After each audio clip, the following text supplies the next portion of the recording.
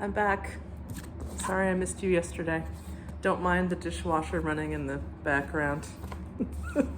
I'm skipping days this time. I didn't do that at all last year, but I have a feeling that I'm gonna be done with this reading actually pretty quick, so I think it's gonna be fine. Where were we? We were at, oh yeah, okay. I would blow up balloons to see how big they would blow up to, and then when they burst, which they all did, the uncles jumped and rumbled. In the rich and heavy afternoon, the uncles breathing like dolphins and the snow descending, I would sit among festoons and Chinese lanterns and nibble dates and try to make a model man-o-war, following the instructions for little engineers, and produce what might be mistaken for a sea-going tram car.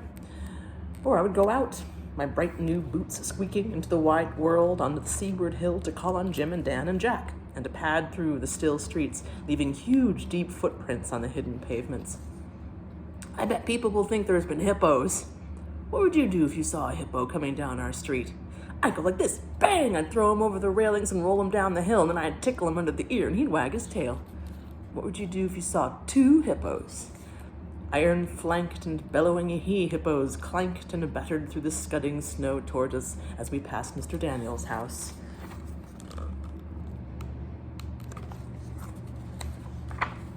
Let's post Mr. Daniel a snowball through his letterbox. Let's write things in the snow. Let's write, Mr. Daniel looks like a spaniel all over his lawn. Or we walked on the white shore.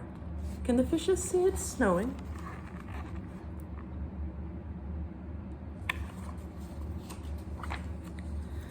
The silent, one-clouded heavens drifted on to the sea. Now we were snow-blind travelers lost in the North Hills, and vast, dew-lapped dogs with flasks around their necks ambled and shambled up to us, baying Excelsior. We returned home through the poor streets where only a few children fumbled with bare red fingers in the wheel-rutted snow and cat-called after us, their voices fading away as we trudged uphill, into the cries of the dock birds and the hooting of ships out in the whirling bay. And then, at tea, the recovered uncles would be jolly, and the ice cake loomed in the center of the table like a marble grave. Auntie Hannah laced her tea with rum because it was only once a year. I'm feeling Auntie Hannah. I'm feeling her pretty strong. Aren't you? All right, this is a good stopping point, actually. I know that's not much, but